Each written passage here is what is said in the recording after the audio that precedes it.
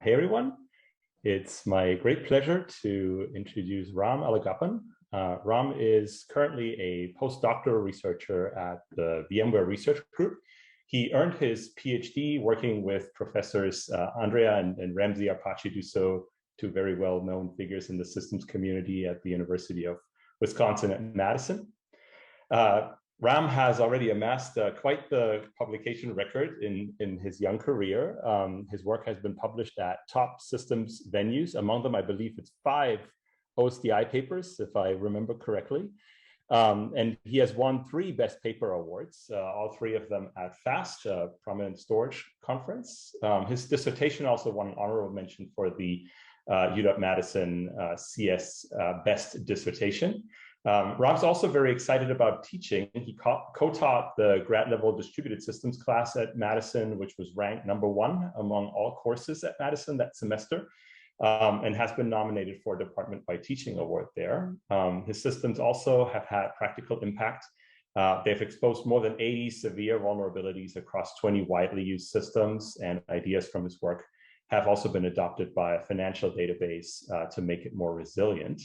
And today, Ram is going to tell us how to improve the reliability of distributed storage systems by co-designing their distributed systems and their storage aspect. Ram, if you're ready, take it away. Yeah, thank you so much for the introduction, Simon. It is really my pleasure to be here, at least virtually. So let's get started. So I want to start off by discussing how we build systems today, right?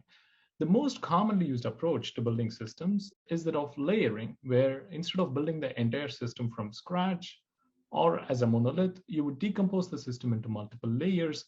You would build these layers independently and then compose them together. Layering pervades computer systems. For example, we build networking stacks, disk I/O subsystems, and web applications in this layered manner. Layering offers several benefits. For example, the independent layers can be developed independently by different groups of people without close coordination. And similarly, the abstraction provided by each layer eases the development of higher layers. Distributed data center storage systems is the kind of systems that I study closely in my research. This is an important class of systems because it is the backbone of modern internet services that we use. These systems, like many others, are also built in a layered fashion. Right? At a high level, these systems store redundant copies of your data on many machines so that they can tolerate failures and keep your data safe. Now, within each of these machines, there are 2 distinct layers. At the bottom, there is a local storage layer whose job is to store and manage data locally on that node. And atop this storage layer, we have the distributed protocols layer whose job is to coordinate with other nodes in the system. Because we build these systems using layering, we get all the benefits that we saw earlier. But what I show in my work is that this commonly used approach, if not done carefully, can lead to performance inefficiencies and also severe reliability problems.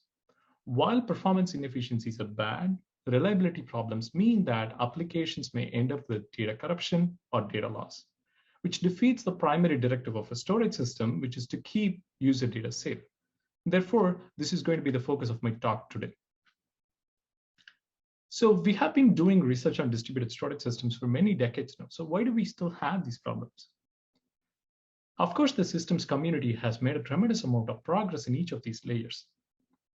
Unfortunately, however, most of this work has looked at the layers in isolation by paying careful attention to the individual layers. And we have not paid enough attention to how these layers interact with each other, which matters a lot in practice. And this is the gap that my research addresses. My research takes a holistic view of the storage stack by paying careful attention to how these layers interact with each other. So when we think about the layers together, an important thing to consider is how the higher layer, which is the distributed protocols layer, expects the below layer to work. Well, typically, distributed protocols view the storage layer as a reliable and available black box. What I mean by this is the distributed protocols layer does understand that the mission as a whole may fail. And during such a failure, the storage attached to that mission will be unavailable. But it does also assume that When the machine is up and running, the storage attached to that machine will work completely fine. And as a result, it assumes that the data stored on the local storage layer, or it expects that the data stored on the local storage layer will be accessible, it will not be corrupted, and it will not be lost. Leslie Lamport's famous paper called the Part-Time Parliament paper, which essentially describes the Paxos protocol in a fun and cryptic way, amusingly captures these expectations. Here in Lamport says, ledgers were written with indelible ink and their entries could not be changed. This exactly matches the expectations that I have laid out here. But in reality, the local storage layers are known to fail in complex ways. And in particular, they're known to have this partial storage fault model where the entire storage layer may seem to be working fine, but parts of data contained within the storage layer may be inaccessible, it could be corrupted, or even lost. So there is a mismatch between what the expectations are and what the reality is.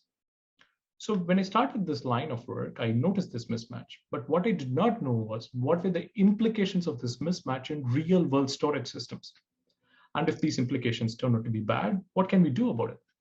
So I set out to answer these questions, and the approach that I took in my research is a measure then build approach, where I said to answer the first questions, we must measure real world practical storage systems that we use and find out what are the implications of this mismatch. And if these implications turn out to be bad, we hopefully have learned some useful lessons using which we can build more reliable systems. And this is what I did. So I conducted the first systematic study of how 10 popular distributed storage systems that we use in data centers. When I say popular systems, I mean things like Zookeeper, Cassandra, and so on how they handle partial storage faults. So the first thing that I learned from this study was that the partial storage fault model was of interest in practice. That is, these systems were aware of this partial storage fault model and were trying to handle these things correctly. But more importantly, what I found was that there was no academic foundations that these systems can depend upon to tolerate these failures correctly. And as a result, each of these systems would try to handle these storage faults in a slightly different way. And therefore, the outcome of that lack of foundations was that the two layers that we discussed about would interact unsafely in the presence of partial storage faults. And the final outcome of this unsafe interaction was that all the 10 systems that I studied can lose or corrupt user data in the presence of partial storage faults. This result created quite a bit of discussion in the developer community because these issues were serious and these systems were thought out to be very reliable before our study came out. Not only this was an important result, but this was also a surprising one in that a single storage fault happening on a single replica can lead to all this data loss and data corruption problems, despite the fact that these systems that I was studying had redundant copies of your data on many servers. So to solve this problem, I set out to build a new foundation that enables these storage systems to correctly recover from partial storage faults. The idea of this foundation is that instead of treating the local storage layer as a reliable black box, which it is not, we must accept that storage layers can sometimes have problems and therefore co-design these layers through which we can make the higher layer aware of the fact that the storage can be problematic and thus use the inherent redundancy that's present in the distributed storage system to recover the bad data from redundant copies. So one thing I want you to keep in mind about this co-design is that this co-design does not necessarily forego all the layering benefits. In particular, these layers can continue to evolve independently, but just that there is a more precise interface between what errors are possible when these layers interact with each other. So I take this co-design idea and design and implement corruption-tolerant replication or control, which is the first storage fault recovery protocol that enables practical storage systems to correctly tolerate partial storage faults. Control offers safety, that is, it won't lose or corrupt your data, and it is also efficient. It does it in a very efficient way. And another interesting aspect of control is that it is lightweight, in that practical storage systems can easily adapt control in a fairly straightforward way. My work makes several research contributions in this space, and these contributions span across 3 different pillars. First, I understand from practical storage systems that partial storage faults is an important class of faults that they would like to tolerate in practice. And thus I conduct this first storage fault study, handling study of where I study how practical storage systems handle these partial storage faults. And in this process, I have built several tools that are now being used by developers to test the reliability of their systems. The study and the tools together have exposed more than 45 severe instances of data loss and data corruption instances in 10 popular distributed storage systems that we depend upon in today's data centers. As I will show you in the remainder of the talk, these problems are not just due to some implementation bugs, but rather are fundamental in nature. In particular, I'll talk about one fundamental phenomenon that we discovered, which I call crash corruption entanglement. So these measurements then go on to inform how I build this new foundation that's called Control, which is the first protocol for correct storage fault recovery. Control offers strong, provable data safety guarantees in the presence of storage problems. And I implement Control in 2 practical storage systems and show that these guarantees can be obtained with very minimal performance overhead, as low as 4%. I don't stop here, then I take these foundations and influence practice by helping others realize these ideas in their real-world storage systems. As a result, Control has been adopted in this financial database that's called Tiger Beetle to make it more robust to partial storage faults. And some of these ideas have also influenced Facebook storage system design. So that was the introduction to the talk. In the rest of the talk, I'll be talking about 2 pieces, right? So first, I'll talk about the measurement piece, then about how we can address these problems that we uncover in this measurement piece. So let's start with some background. Meanwhile, if you have any questions, please feel free to interrupt me at any point.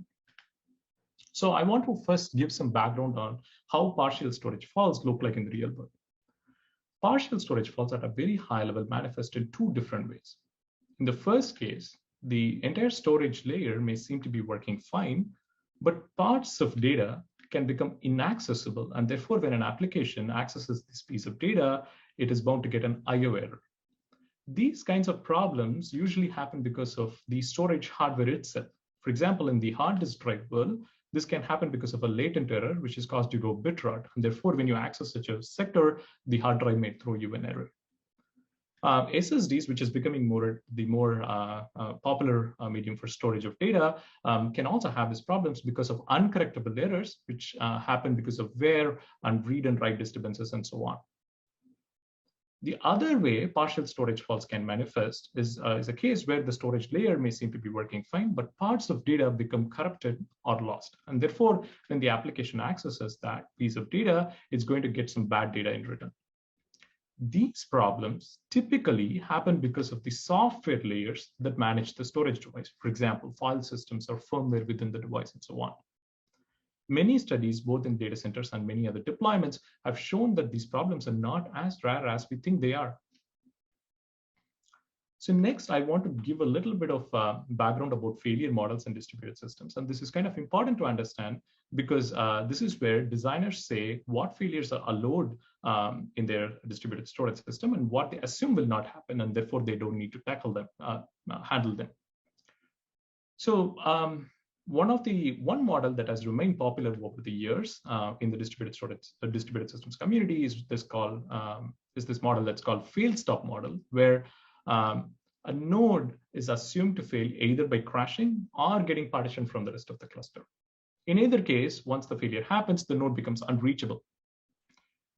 Once the node recovers from the failure, the node becomes reachable again. But more importantly, if it's a crash, the contents that it had in its memory, volatile memory, is lost after the crash.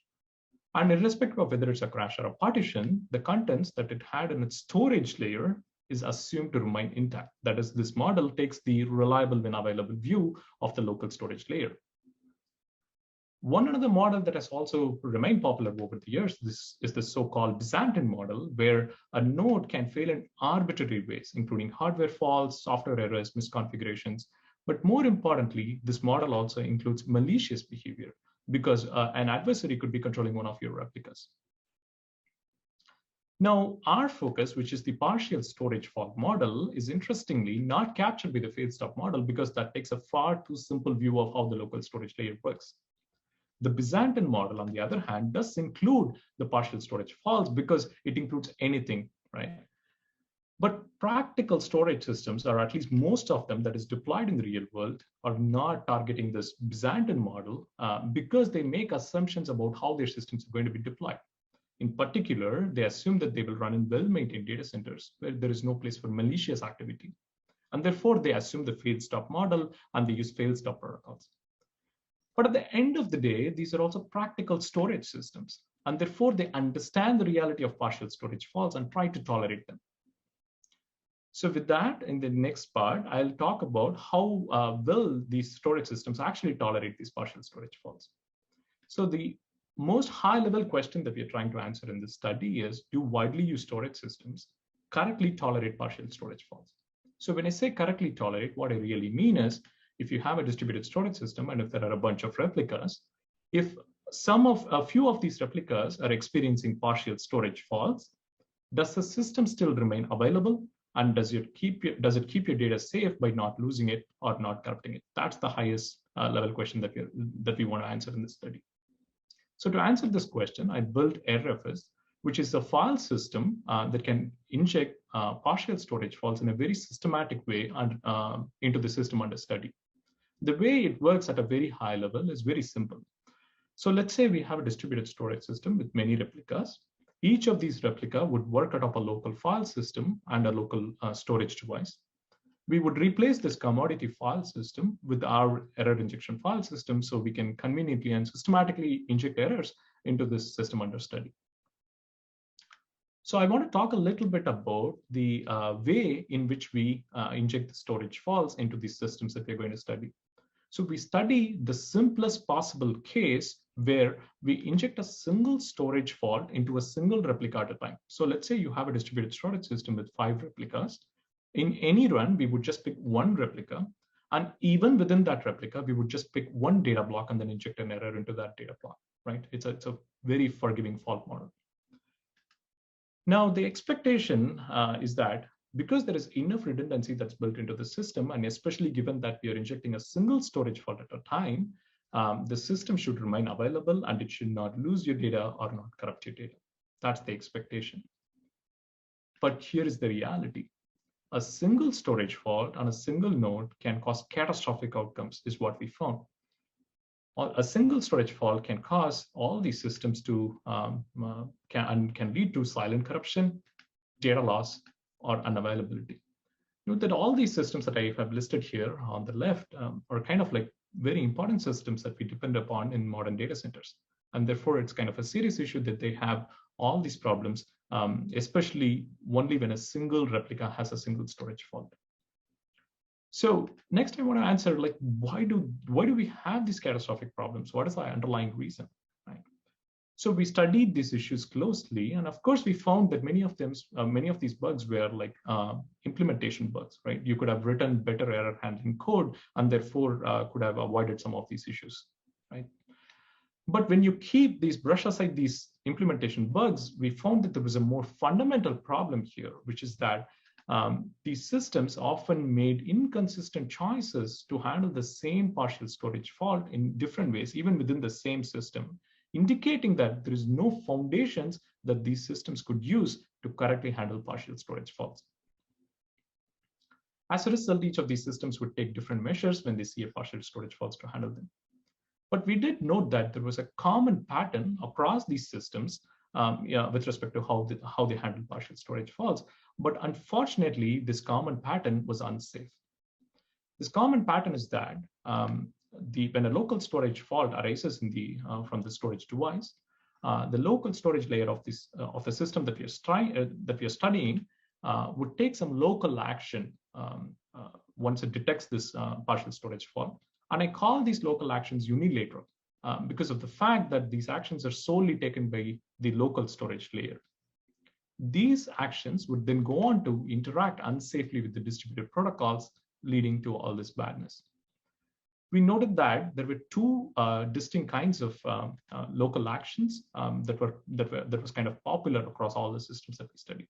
The first action that most systems took was that they will unilaterally decide to crash the entire replica once they've detected there is a partial storage fault. And the other action that was also popular was that once detected, the storage layer would discard the faulty portions of the data and continue to operate.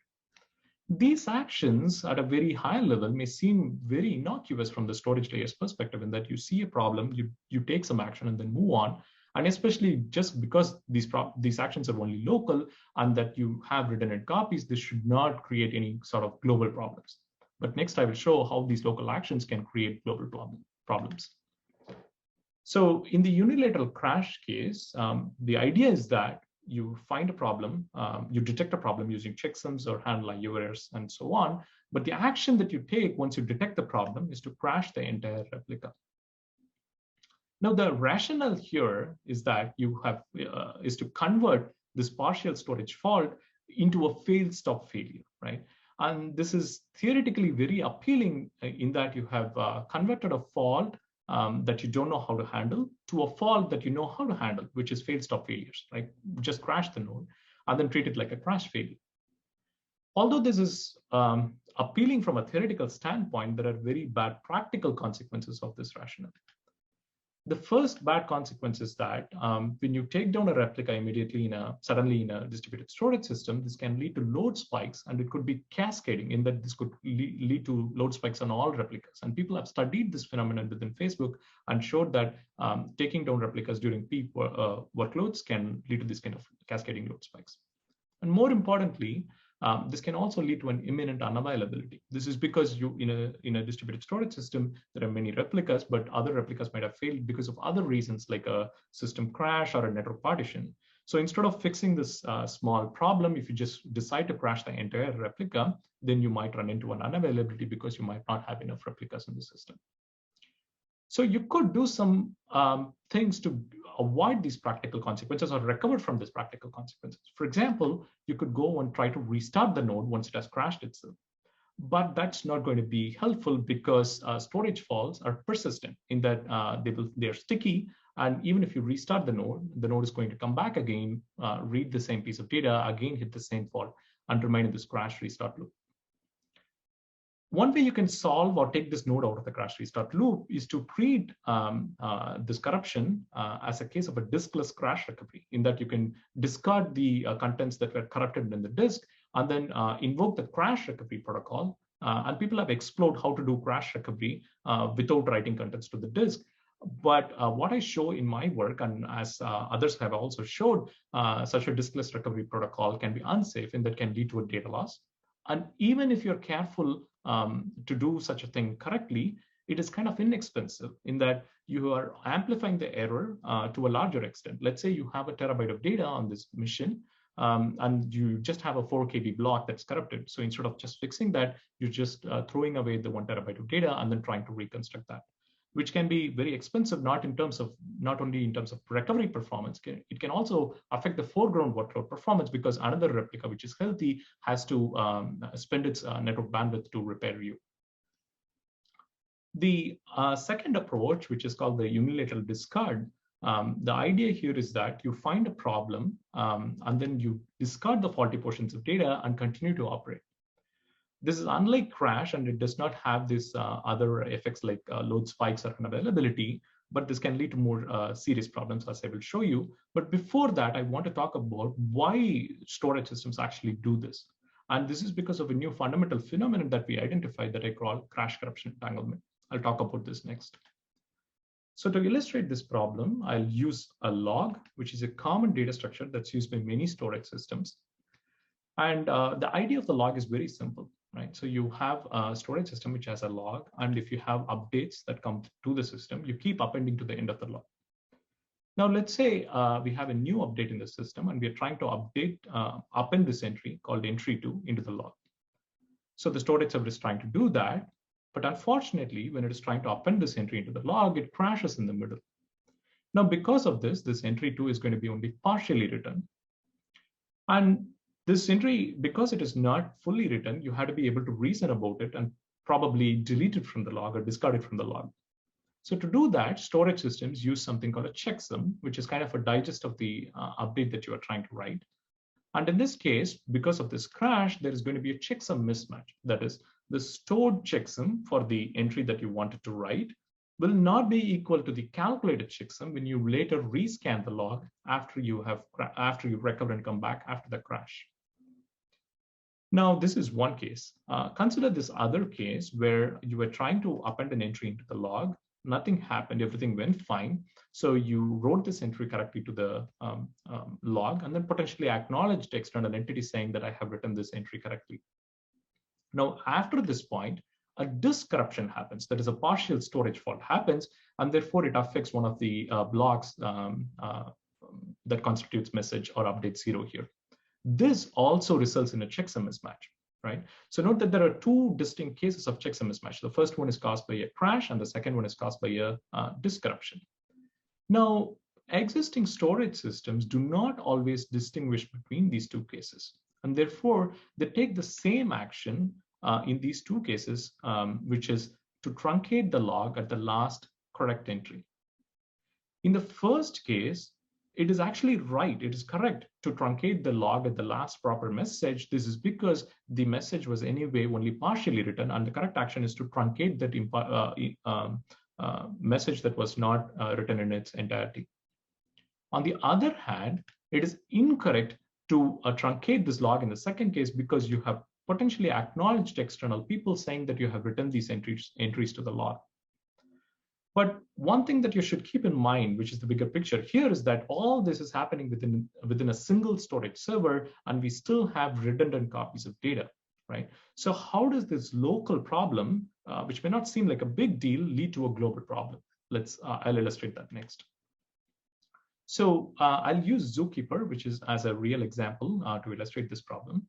So Zookeeper is a leader-based system in that there is a particular node in the system that's called the leader, and there are other replicas which are called followers.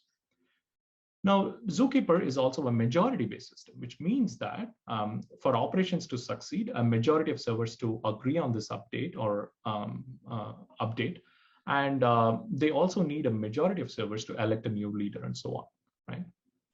So now let's say a client comes along and then writes a new update into the system, right? This denoted by this blue box here. So this blue box has been stored on 3 servers, including the leader here, because we have stored it on a majority of servers, 3 out of 5. We can acknowledge the client saying that the update is safe and we will not lose it.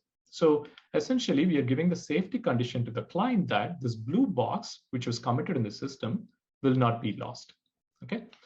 Now, let's assume that a partial storage fault happens on one of the replicas here, affecting the blue box here, right? And because of the crash corruption entanglement problem, this node goes ahead and truncates the log on its local storage layer. Now, a system like Zookeeper is supposed to work correctly even when missions fail and come back, or even slow down, right? As a result, it's possible that the leader could be operating slowly, but even under this case, the system should behave correctly.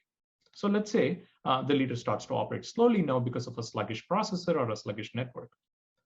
Now, the other nodes might think that the leader has failed and therefore they run for a leader election. And because we have a quorum of nodes which all look alike, you can elect a new leader among this quorum. And for example, you can elect the first leader as the first node as the leader here. Now, at this point, we have already violated the safety condition of the system in that if a new client comes along or this old client goes and reads the state from the leader, it's not going to see this committed blue box, which means that we have already lost the data. But you might wonder that there are 2 redundant copies still existing in the system.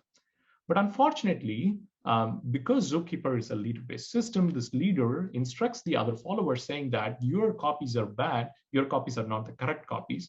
And here's the authoritative version, because I am the leader and this is a leader-based system, you should just follow my log state, and therefore instructs the other followers to drop this correct entry, the blue box, from their logs. And therefore, this completely wipes out the data from the storage system. So to summarize this problem, what I showed you is that there is a local crash corruption entanglement problem in the local storage layer, and this local problem interacted unsafely with the higher distributed protocol, which is the leader election in this case, leading to a global data loss. So to summarize this part of the talk, what I showed you is that we conducted the first study of how practical storage systems handle partial storage faults. And the main result from the study is that these systems, which are used by companies around the world and widely used in internet services, can lose or corrupt data with just a little bit of corrupted storage on one of the replicas, despite the fact that they have redundant copies of data. Another important thing that we learned from the study is that these are not just implementation bugs, but rather this is because of a fundamental problem in that there is no foundations that these systems can depend upon to correctly handle partial storage faults. So in the next part of the talk, I'll show you how we can use the lessons that we learned from this measurement study to build this new foundation, right? So I think this will be a logical point to take some questions if there are any, but if there are none, I'll keep going. I was just wondering, what is the typical scope of a partial storage fault? Does it typically affect like just one record or the whole, or large swaths, or does it vary a lot? Yeah, that's a good question. It's usually at a block size of the storage system or a sector size of a storage system, which is usually, you can think of it like a 4K page or a 512 byte sector. And these tend to have like some sort of like spatial locality in them. So if a particular page in the device is affected, it's highly likely the surrounding pages are also affected. So it is probably like, I would say, like some data blocks together or a single data block. It's not certainly something like a gigabyte of data. It's not something like that. Like it's one or a few pages which are all residing close by in the device. Good question. Thank you. Yeah. A very interesting bugs that you found. I was just curious as to whether we need to revisit the failure model, kind of how we phrase failure models in distributed systems, in the sense that, typically we say, oh, F+1 valid copies in the system and so on and so forth. But now it has this strange combination of, of course, you might have, nodes actually failing, or some portion of some data component inside the node failing, which also means that if you want to actually plan for future partial storage failures, then your upper level distributed storage protocol should also take that kind of potential failure into account. You would replicate more and stuff. Just curious as to what is this, should we be kind of trying to come up with sort of better formal phrasings of what the failure model should look like? Right. So I think what essentially I'm also prescribing is that we have to revisit like the failure model with practice in mind, right? Some of the protocols that we have built have been built or designed before we ran systems at scale and actually understood how hardware fails, right? So in the next part of the talk, I'll talk about like how much you have to change the failure model and how many failures can you tolerate? And for example, does it tolerate like only one failure or like one partial storage failure, or can you tolerate like n-1 partial failures where there are n copies and so on? So there is like both angles to it. Like you have to revisit the fundamental failure models and their definitions, and also rethink like how effectively you can tolerate these failures without increasing the replication factor. Correct. Thank you. Yeah, good questions. Okay, so one strawman approach that you can take to solve this problem is to preserve the reliable storage abstraction, right? By doing so, there is no place for partial storage faults anymore, and therefore you have defined the problem out of existence, right? And so we are good. So how do we do this? Well, one way you can do this is you can mirror the data locally on every replica using something like RAID within the device or above the device or something like that. But the problem here is that it has three major shortcomings. The first problem is that it doubles the storage cost, right? We're already spending 3x or 5x for replicating data, and we are just asking, we will just make it like 6x or 10x, and therefore is a non-starter solution in practice. And the other problem is that this kind of approach violates end-to-end arguments and system design in that redundancy is already performed at the higher layer, and we are replicating this functionality again at the lower layers, which is violation of end-to-end arguments. And finally, of course, there is going to be overheads with respect to performance in managing and updating these multiple copies of data. So another way you can expect this problem to go away is by asking, when the storage hardware improve, right? And can't we just wait out the problem? Well, the problem here is that the trends are not in our favor, right? Here, this graph shows like the trends in SSD reliability levels. And as you can see, with more advanced generation, the reliability level of SSDs is going down. And with more modern devices like QLC and PLC NAND devices, they give you only about hundreds of program array cycles for a particular page, which means that after 100 times you write to the page, it becomes unusable. It starts giving you errors. So you need a more sophisticated solution to handle this. The hardware will not solve it for you. So my approach to solving this problem is by saying that instead of sticking to this conventional and often incorrect view of the storage layer, I say that we must accept and embrace storage faults as reality at the higher layers. And therefore, this involves moving away from this old and often incorrect view of looking at the storage layer as if it is a perfectly reliable black box to a more realistic view where we look at storage as a mostly reliable black box. In that most of the times the data is going to be safe, but sometimes it's going to have some problems, but we are better prepared at the higher layers to deal with that case. This also means that we must make the storage layer aware of the fact that it is part of a larger replicated system, and therefore it must avoid taking unilateral local actions, but instead notify the higher layer about the problems that it is facing. So in effect, what I'm saying is we must co-design these layers. So I implement this co-design idea in corruption-tolerant application. This is purpose-built for consensus-based storage system. When I say consensus-based storage, I mean things like Zookeeper, Google Spanner, Google Chubby, and so on. And we chose to implement control for these systems because this is arguably the most important class of storage systems in today's data centers, because many storage systems store their core metadata on these storage systems, and sometimes even applications use their end user data on these kinds of storage systems. So by protecting these systems, we can have a larger impact. So before I go further, I want to kind of motivate why other approaches don't work well and how control offers advantages over these approaches. At a high level, other approaches are either unsafe or they're kind of heavyweight. For example, approaches proposed by Google's Paxos implementation or the ones prescribed by Zookeeper developers involves deleting data on the corrupted node, which is kind of unsafe and known to have some create safety violations. On the other hand, approaches like reconfiguring the cluster to remove the faulty node and add a new node would work, but it is kind of like a blunt tool to the solution. And you can push this to the extreme where you can say this is a subclass of Byzantine faults, and therefore we can use a Byzantine fault tolerant protocol. But the problem here is that it is inherently inefficient, and also it requires a fundamental paradigm shift for practical storage systems to adopt, right? And what we need and what control actually offers you is a new design point in this space where we have a safe solution that tolerates partial storage faults, while at the same time it is also efficient and lightweight that can be adopted in practical storage systems. So we are going to build this control for consensus-based storage systems, and therefore I'll give some background on how consensus-based storage systems work. At a high level, there are many replicas in this kind of a storage system, and these replicas are managed by a consensus algorithm such as Paxos or VR. And these systems are leader-based in that there is a particular node in the system that's called the leader. And I'll keep noting down all these important properties of consensus-based storage systems on this top box here. We will later exploit these properties to design control. So with that, now let's see how data is updated in a consensus-based storage system. So the client would just send the update only to the leader.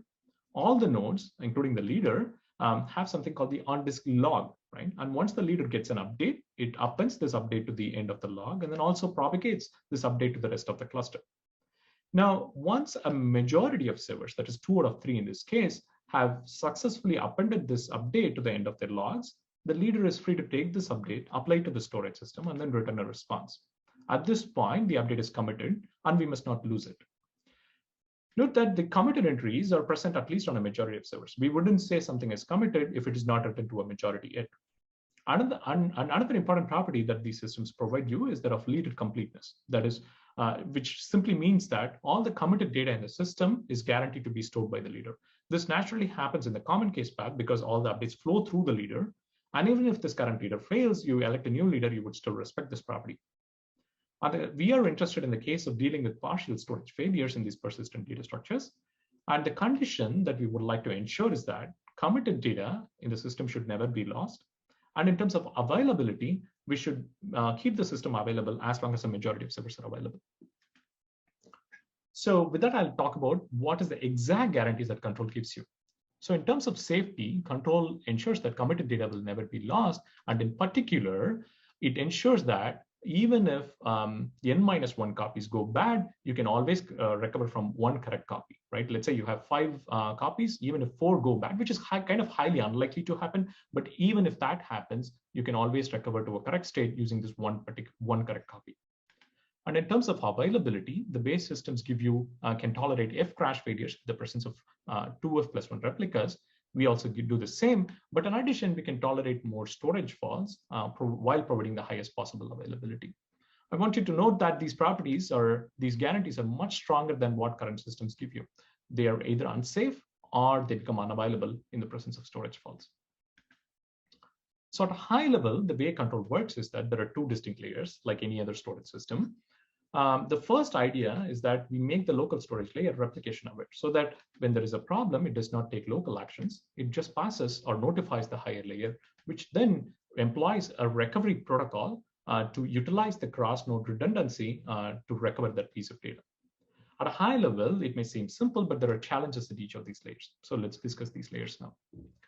So remember that there were two problematic strategies in practical storage systems today, right? They were either unilaterally crashing or unilaterally discarding, and we must avoid these problematic strategies.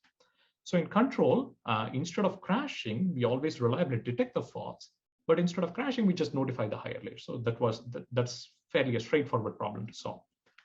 But avoiding the unilateral discard requires a new method that can disentangle between crashes and corruptions, which is what I will talk about next.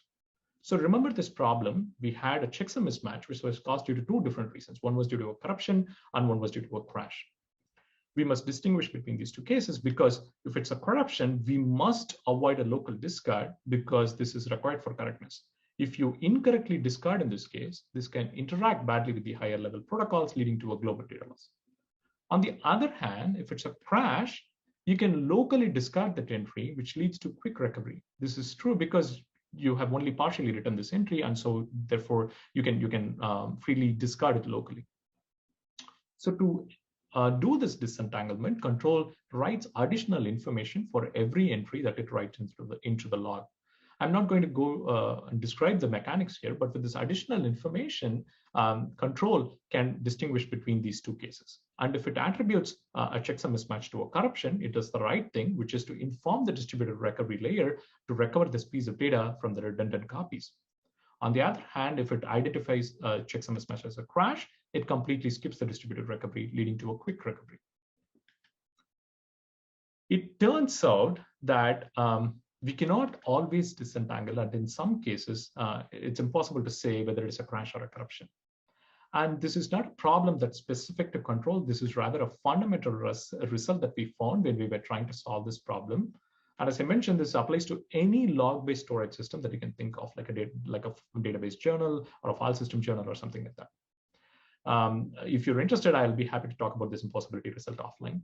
But the high-level point here is that even in this impossible case, control does the right thing, which is when it sees that something cannot be attributed definitively to a crash or a corruption, it always falls back to the safe option of treating the checksum mismatch as a corruption and then informing the distributed recovery layer, which can then do the right thing. So in a nutshell, the control storage layer reliably detects faults, it disentangles crashes and corruptions, and it notifies the above layer. So now let's take a look at how the higher layer works. So the high-level idea in the distributed recovery protocol is that you contact another node in the system to recover this piece of data that's faulty on your storage layer. The challenge here is that because it's a distributed system, the system can be in a constant state of flux. And therefore, the node that you contact, it could have crashed, it could be unreachable because it is partitioned from the rest of the cluster. It could be lagging in that it might not have seen some of the data updates that you actually care about. And in some cases, it can also be affected by a storage fault. So to solve all these problems, control employs a new solution that I call leader-driven recovery, right? So remember, in a consensus-based storage system, there is a particular node in the system called the leader, which has some special capabilities and responsibilities. By having that node drive this entire recovery protocol, vastly simplifies the protocol, and it seamlessly handles all these coronet cases that I have mentioned above. And sometimes the leader itself can be corrupted, and therefore we can use, in that case, we can use the commitment rules that we discussed to recover the leader. So in a consensus-based storage system, there are many data structures that you have to worry about that could be affected by a partial storage fault. But in the purpose of, in the interest of time, in this talk, I'll just talk about the consensus log and how it is recovered. So as a first step, control simplifies the log recovery by separating the recovery of the follower from that of the leader. And fixing the followers is simple because of the leader completeness property. The leader is guaranteed to have all the committed data in the system.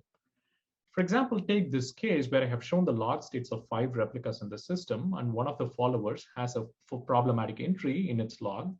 And in this case, the follower could just simply ask the leader saying that what is the correct value for this corrupted entry. And because of this leader completeness property, the leader can supply the correct value, fixing the follower. Therefore, fixing the leader's log is the tricky part of the protocol. So let's start with a simple case where some follower has the correct entry that is corrupted on the leader's log, right? So here the leader has a problematic entry, but there are other copies that are correct on the followers. So the leader could just simply ask about this value to the followers. And some of the followers can come back and then say, hey, here's the correct value, and therefore we can fix the leader. But this is not as easy as we saw in the previous slide in all the cases. For example, take this case where the leader has a problematic entry, but there is no other node in the system that has any idea about this leader, the entry that is corrupted on the leader. Or some other node might have some idea about this entry, but it is currently crashed, or it is partitioned from the rest of the cluster, and therefore the leader cannot communicate with that node. The insight to recover from all these corner cases is to separate committed data from uncommitted data. While committed data, that is things that we have acknowledged to the clients, must always be recovered, uncommitted data can be safely discarded. And such a discard must happen as early as possible, because if you don't quickly make a decision about a particular log entry, the leader will be stuck there, and therefore it will render the system unavailable, because if the leader is not available, you cannot process more client updates and so on. So the way control solves this problem is that the leader sends a request to the rest of the cluster, and in response, it can get two sorts of answers. A node might come back and then say, hey, I don't have this entry, or it can come back and then say, hey, I have the correct entry. So let's say if a leader receives a don't have response from a majority of servers, then in this case, it can conclude that that entry must be an uncommitted one, and therefore it can discard and continue, like in this case. This is true because this is safe, because if that entry were committed, then you are guaranteed to get at least one have response, because we always commit to a majority, right? And therefore, if you contact a majority, there is a quorum intersection, you therefore get at least one have response from the majority that you contact, like in this case. And therefore, you can fix your log using that response. There are several other parts of the protocol that I'm kind of going to skip in the interest of time, even in the log recovery, and there are several other pieces of data structures that need to be recovered. I would be happy to talk about them offline anytime. So with that, I want to show some results. So we implemented this idea in two different practical storage systems, Zookeeper, which is based on a ZAP consensus protocol, and Log Cabin, which is based on the Raft consensus protocol. And anecdotally, this required only moderate developer effort, suggesting that this kind of solution can be adopted in practice. So the first question that I want to answer is, does control actually offer more resiliency? To answer this question, I built a new fault injector, which is unlike RFS that we used to study the resiliency of other systems, where we injected a single storage fault. Here, we can inject many storage faults in addition to machine crashes and partitions. And we would subject both the original versions and the control versions and see how they behave, right? And in particular, we are interested in seeing whether they can lose data, or they can become unavailable, or they behave correctly. And in an example test suite with 15K cases, the original systems they can lose data or become unavailable in about half of the test cases, and behave correctly in only about half of the test cases, whereas control always is safe and available. We have several other experiments in the paper similar to this one, and we have also model checked this protocol, showing that control is significantly more robust to the unmodified counterparts. So yes, we do get some resiliency, but what is the cost of this added resiliency? To measure this, we ran a performance workload where we repeatedly insert data into the system and measure the throughput. And here is the result. I show the throughput for both the original versions and the control versions for both Log Cabin and Zookeeper. And as you can see, control has a little bit of overhead, and this is because of this fact that control storage layer writes additional information for every entry that it writes into the log to be able to disentangle between crashes and corruptions. But this is very little. You pay a price of like 4%, and this is the worst case overhead because this is a write-only workload. So you're paying the cost on every write. So if you have like a more realistic workload, which is read heavy, you wouldn't even have this kind of overhead. So to summarize this part of the talk, I talked about how we build this new foundation that can enable storage systems to correctly handle partial storage faults without any data loss while providing high availability. And it can achieve these guarantees with very minimal performance overhead. And these foundations have found their place in practice. In particular, this control idea has been adopted in Tiger Beetle, and some of these ideas have also influenced Facebook's storage system design. So in the remaining time, I want to talk a little bit about the broader research that I have done and provide some future directions. So I talked about mostly about exposing reliability problems and fixing them. I have also looked at these layers together and built performance solutions. And apart from this main body of work, I have built several systems in the various layers of the local storage stack, from devices to file systems to applications. So with that, I'll talk about some future directions.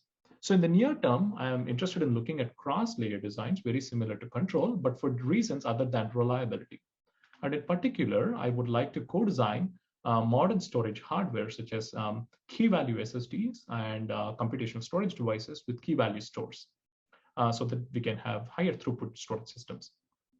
And another co-design that I'm interested is in co-designing storage services such as Bigtable that run on fault-tolerant file systems, such as Google's GFS or Colossus, so that we can co-design these layers to have better scalability.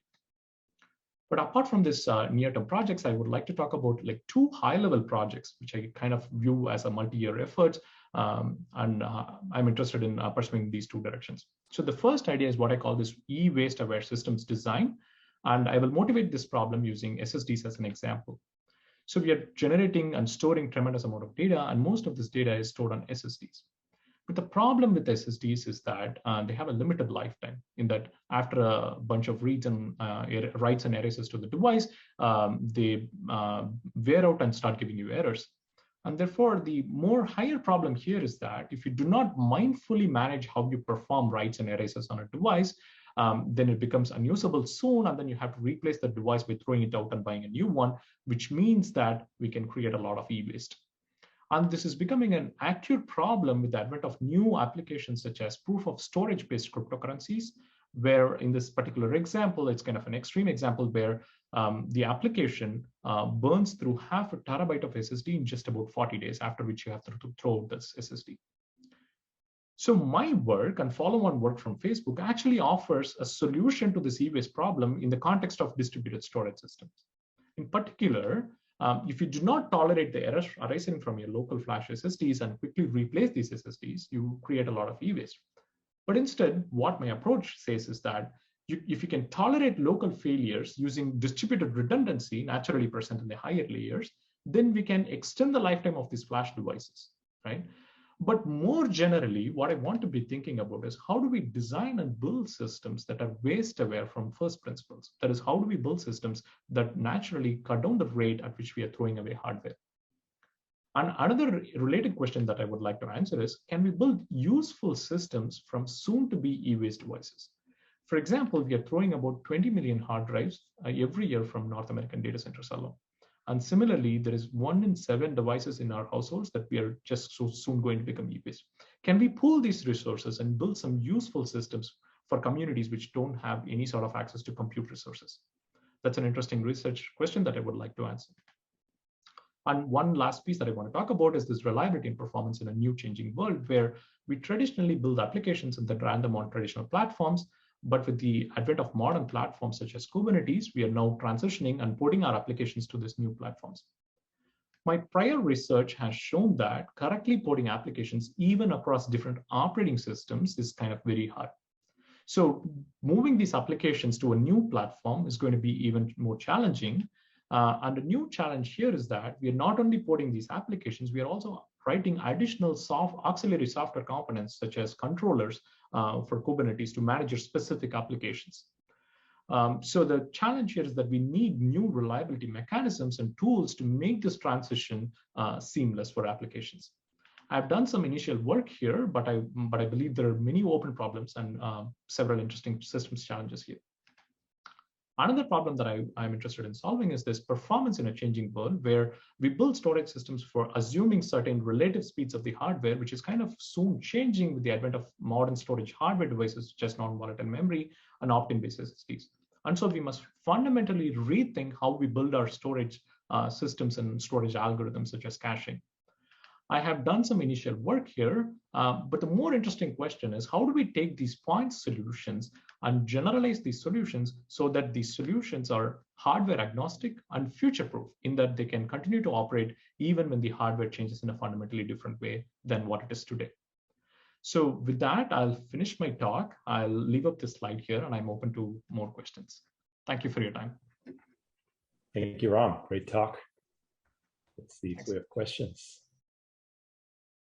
So really like the work. I guess the thing that comes to mind is the way you kind of modeled the work using layering. And then the solution was essentially add some feature that a higher layer needed to a lower layer component. So I think like if we actually started taking that approach where, you know, like the demands of a particular consumer ends up opening up a new interface on a lower layer, where does this kind of end up? Like how do you think about layering? Does it even still meaningful, or just what are the implications there? Right. So is your question more about like,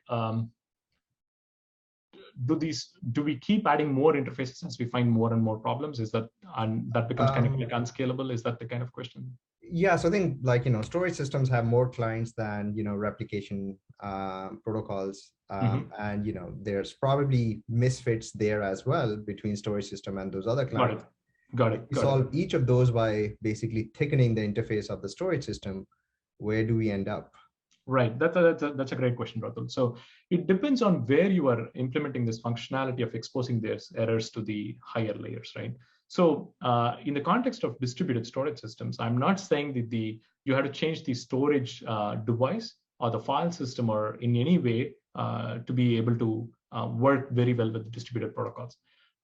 Because these layers are already doing the right thing, which is passing the error to the application level. So when you think of a distributed storage system, on every replica, the system itself writes a thin veneer of code, storage code on top of the file system, right? And that is where the problem resides.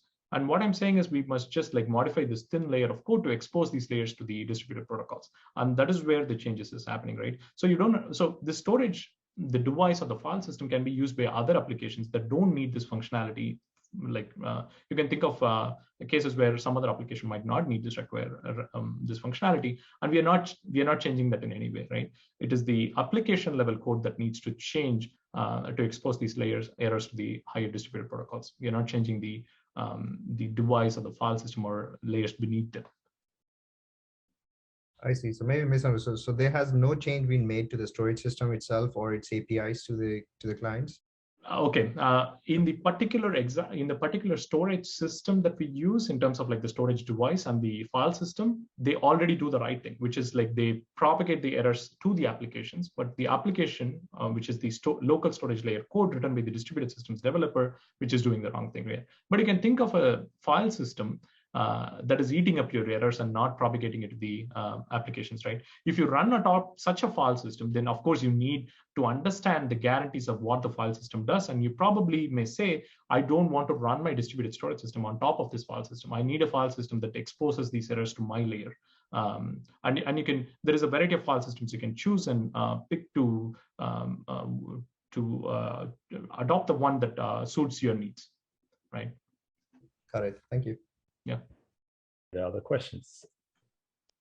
This might be kind of sort of down in the weeds kind of question, but I was curious as to whether you feel like that certain distributed protocols, in particular, this is, for instance, if I were to compare Raft versus Paxos, for instance, that one is better suited for these partial storage falls than the other. And the thing which I'm kind of getting at is really, some of these things such as, Paxos has holes in the log, for instance. Or Raft has this strange behavior where it kind of, the log kind of grows and then it kind of shrinks when the leader kind of gets elected. And there's a bunch of these kind of strange things which happen. So I was just wondering whether you have any thoughts on, a fundamental kind of change in the upper level distributed protocol is actually more effective for certain kinds of faults. Yeah, that's an interesting question. But I don't think the protocol itself is by its properties is better or ill suited for this handling these partial storage faults, right? Because neither Raft nor Paxos does a clear give you clear directive of what you have to do in the presence of a storage fault. So what ends up happening is that people who actually build these systems using these protocols adopt their own schemes of handling these problems, right? It doesn't matter whether it's like a Paxos-based protocol or a ZAP-based protocol or Raft-based protocol. It ultimately boils down to how the developer decides to handle these problems, right? Therefore, it's not like a protocol property. It's more like a what was the choice that was made by the implementer who was actually writing these storage systems. And we found that different systems do different ways. And here's a prescription of how you should do things across layers. Yeah, great question, Nanda. This is also going to be way down in the weeds. Actually, I guess the there was this analogy that there were a few papers recently in the space that tried to challenge this assumption that there was symmetric communication in the network that the consensus protocol was assuming. And that would be another example where, okay, it's sort of an implementation layer. You're making an assumption about how this underlying system works, and that assumption's not, when that assumption's not valid, then your system's not going to work very well. I actually had this was a really detailed question. I apologize for being way down in the weeds. For control, are you assuming anything about how many failures there are? This sort of gets back to Arvind's original question on this. How many failures there are, given that you're needing to recover, the leaders needing to recover their failure from other ones. And it might be the case that there might only be one replica who's currently online. Am I assuming that there's a certain number of people who are on? Anyway, so if you could answer that, that would be good. Yeah. So it is possible that we might reduce the availability compared to the original system. For example, take a case where the leader has a problematic entry and it is not able to communicate to a majority of servers. And the ones that it contacted came back and then said that they don't have this entry so far, right? If that's the case, what would current systems do is that they wouldn't even invoke this protocol, and therefore they would silently lose the data and they will become available. But what control would they do in that case is it would reduce the availability compared to what the original system would give you in that particular case. But that unavailability is kind of like is the correct design, which is you should not lose data at any point silently, and instead you could safely be unavailable in that case. Right. So I mean, the point would be that from an availability perspective, you're still to F plus one or whatever require that number of or F plus one replicas to be up at any point in time and up and correct. And so from a point of view of the availability perspective, you're sort of you're not really masking the failure. It's just that you're doing a sort of better recovery that allows you to recover in the case that there is sufficient number of the other replicas that are available. And that was what I had thought you had said. So I was just trying to make sure that I understood. Right. So control in its implementation has another property in that, like, let's say the leader is not able to accumulate enough don't have responses. After a few retries, it would just step down so that it allows the other nodes in the system to become leaders. And they probably might not have some corruptions in their logs. And then therefore the other node becomes a follower, and therefore fixing that follower becomes easier. So you could play some tricks to improve the availability. But if you want to stick with this leader, then you have to remain available instead of losing the data silently. Yeah, let's give Ram another round of virtual applause. Really well done. Thank you. Thank you all for your time. Yeah. Thank you again.